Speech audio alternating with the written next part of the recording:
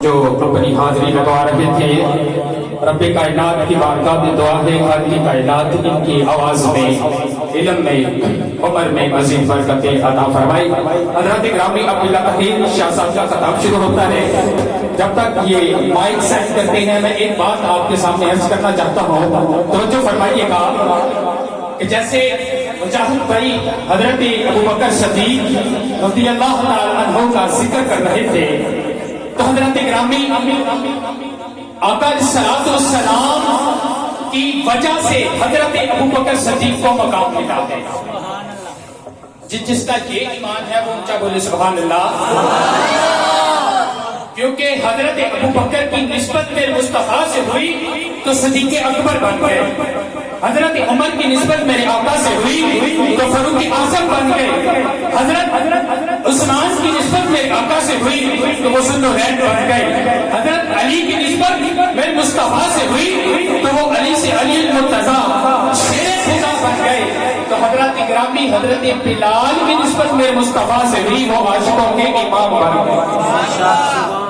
حضرات یہ نسبت بہت کمال کی چیز ہے۔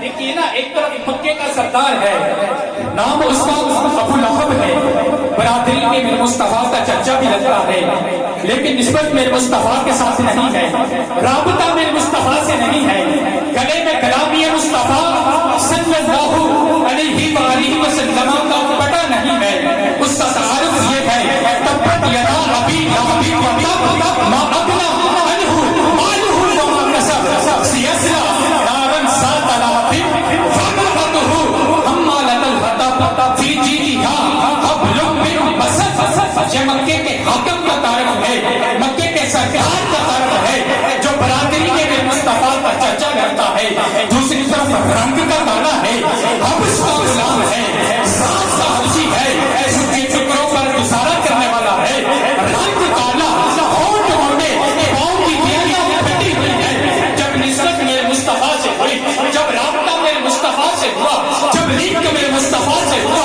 گلے میں غلامی مصطفیٰ صلی اللہ علیہ وآلہ وسلم کا پتہ آیا، مقام ملا، انی سمیت کفن علیک یا بلال فی الجنہ۔